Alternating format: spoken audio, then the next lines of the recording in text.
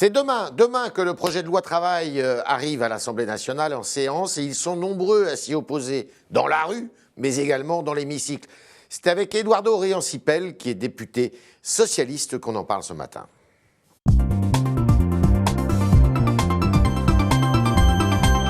Eduardo Riancipel, bonjour. Bonjour Yves Tréhard. Alors, comment le gouvernement doit-il en finir avec Nuit debout? Parce qu'il y a encore tous les soirs, hier soir encore, des violences, des oppositions rudes avec la police. Qu'est-ce que vous en pensez? Je pense que la société française doit être libre de pouvoir manifester. Il suffit de respecter les règles élémentaires. Mais quand elle ne la respecte pas? Eh ben, il faut rappeler à l'ordre. Et les forces de l'ordre sont là pour rappeler l'exécution de l'ordre. Oui, mais on n'est pas là pour réprimer quoi que ce soit. Les gens ont le droit de débattre. Je trouve qu'il y a une énergie positive dans Nuit debout. Il y a des choses intéressantes. Il ne faut pas les mépriser. Je ne suis pas d'accord avec tout. J'y suis moi-même allé. Vous y êtes allé? Oui, je suis allé plusieurs fois. J'ai même acheté des livres. On m'a reconnu. J'ai pu discuter avec les gens. Et il y a de tout. Il y a de tout et je crois qu'il faut. Pour vous, c'est positif. Il y a des énergies positives. Tout n'est pas positif de mon point de vue. Et je crois qu'il ne faut jamais mépriser les gens qui veulent changer la société. Il y a un climat tendu quand même. Le président de la République dit ça va mieux, mais on sent que dans la rue quand même le climat est assez tendu. Et c'est la société française dans son ensemble qui est tendue. D'ailleurs, je trouve qu'on est dans une sorte d'ambiance de déprime nationale qui dépasse tout caractère raisonnable. Je crois qu'il faut arrêter maintenant aussi d'être dans l'autoflagellation généralisée en France. Il y a un déprimisme en France? Oui, il y a une sinistrose, une espèce de déprime nationale qui dépasse le raisonnable. Sauf le président de la République. Alors. Je crois que le président de la République est très lucide. Il est très lucide. Alors, situation. Selon Christophe Sirugue, votre collègue à l'Assemblée, qui est le rapporteur du projet de loi travail, eh bien, il manquerait 40 voix de gauche pour voter la loi. Le projet de loi travail. C'est votre avis? Écoutez, en tout cas, j'ai été surpris que mon collègue Christophe Sirugue, rapporteur de la loi, fasse une comptabilité avant même que le débat parlementaire ne commence. Moi, je ne sais pas dire si il manque ou il manque pas. En tout cas, il y a un débat, il faut convaincre. Et il faut que cette loi, maintenant, puisse être adoptée par le Parlement. Vous, vous, personnellement? J'attends que le débat se poursuive. Je pense qu'en tout cas, la loi a été profondément modifiée. Ce n'est plus le même texte. Elle est vidée de son sens, en fait. Non, elle est améliorée pour répondre aux inquiétudes. Par exemple, il n'y a plus cette affaire de barémisation au prud'homme. Donc, il y a eu des choses qui ont été amendées, à la demande même de tous ceux qui ont participé du dialogue social, à la demande même du Parti socialiste.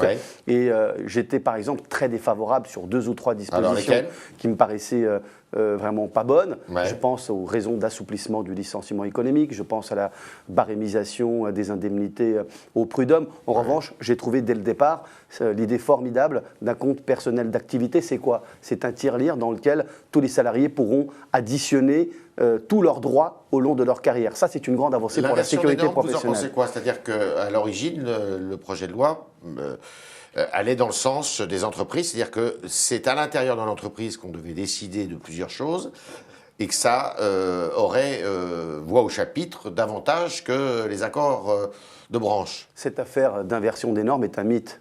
Elle n'a jamais existé, puisque la loi va tout simplement rappeler que le cadre général de la loi, c'est le CDI, c'est les 35 heures, ce sont les règles générales qui conduisent au règlement du droit du travail. En revanche, ensuite, bien sûr, il y a une primauté de la branche, mais on laisse évidemment plus de place pour la négociation dans l'entreprise. Franchement, je vais vous dire, qui dans ce pays doit être contre la démocratie au sein de l'entreprise. Je ne dis pas qu'il faut que ce soit les référendums populistes, on va dire, le populisme au sein des entreprises. Vous êtes pour mais le la démocratie. Moi je suis je suis favorable à ce qu'il y ait plus de démocratie. Je fais vraiment confiance aux acteurs sociaux dans l'entreprise qui sont bien plus rationnels parfois que les organisations au plan national. Vous savez ce qu'on dit de cette loi qui devait simplifier le marché du travail et les rapports au travail, eh bien, risque de complexifier, justement. Je ne crois pas. Non. Je crois que c'est un outil qui sera un formidable outil pour l'ensemble du pays, pour les chefs d'entreprise, comme pour les travailleurs. C'est parce que nous faisons des choses risquées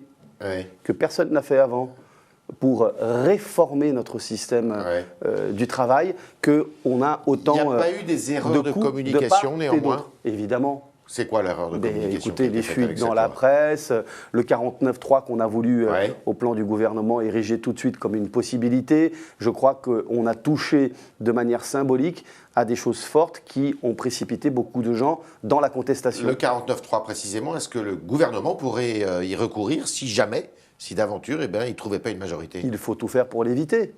Et si jamais il y avait un 49.3, quelle serait votre attitude? C'est la responsabilité du Premier ministre. Quelle serait votre attitude? Moi, je souhaite que le débat parlementaire puisse se faire et qu'il y ait une majorité pour adopter cette loi. Est-ce qu'on peut se rappeler juste de la modification qui a été faite? Voter une motion de censure avec l'opposition, par Évidemment pas, ça n'a pas de sens. Ça n'a pas de sens. Ou alors je serais dans l'opposition. À ce moment-là, je tromperais mes propres électeurs. Vous êtes un Hollandais fervent? Je soutiens le président de la République, oui, évidemment. Pour qu'il se représente? Mais ça me semble tout à fait naturel. D'accord. Comment voulez-vous? Ou alors ça voudrait dire que le président aura échoué. Alors, et moi, comme je pense qu'il est en train de réussir, malgré les apparences... Il est en train de réussir. Je pense qu'il est en train de réussir. Qu'est-ce qui vous permet de dire ça? Les indicateurs économiques d'une part, et je pense que François Hollande, finalement, c'est le président qui a subi... toutes les crises en même temps. C'est le président de tous les désordres mondiaux qui frappent le quotidien des Français. Aussi, hein. Non, il a vécu une crise, la crise financière, qui s'est ensuite transformée en crise des dettes souveraines. François Hollande, il a les effets de la crise des dettes souveraines et donc de la crise financière. Il a le terrorisme, bien entendu, il ne faut pas besoin d'insister. Il a des guerres aux portes de l'Europe entre la Russie et l'Ukraine. Il a eu la crise où l'Europe a failli se fracasser avec le Grexit. Il aura bientôt la question du Brexit. En réalité, président Hollande est le président d'une stabilité en France et c'est le seul qui prend des responsabilités à l'échelle internationale dans un monde qui manque beaucoup de lucidité. Donc il ne doit pas passer par une primaire?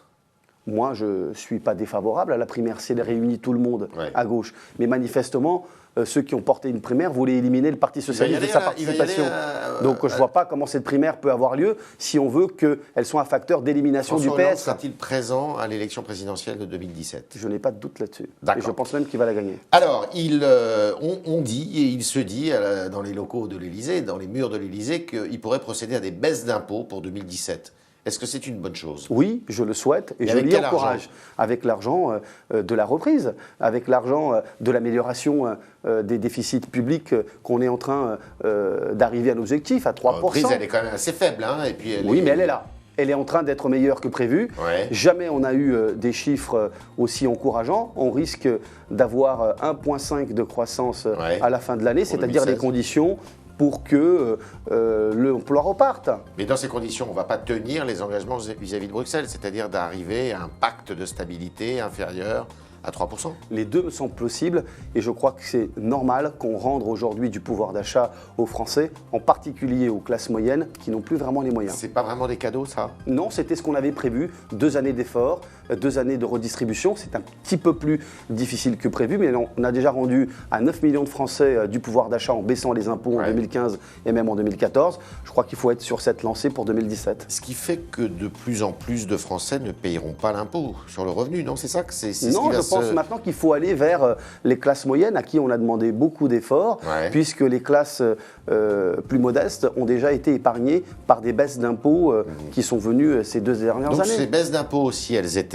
effectivement annoncées, seraient réalistes d'après vous? Pour moi, tout ce qui va dans le sens de l'amélioration du pouvoir d'achat des Français, ce sont des bonnes choses. Après tout, c'est pour cela aussi que nous avons été élus. C'était le talk de Eduardo Riancipel qui nous a dit que le président Hollande était le président de la stabilité. C'était le meilleur des choix qu'on pouvait faire pour diriger ce pays, alors que justement le pays, depuis 4 ans qu'il est au pouvoir, ne cesse de connaître des crises entre les migrants, les guerres à ses portes, la crise financière et puis les turbulences à l'intérieur des institutions européennes. Eduardo Riancipel n'a pas de doute, le président Hollande sera au rendez-vous de l'élection présidentielle de 2017. Merci beaucoup. Merci.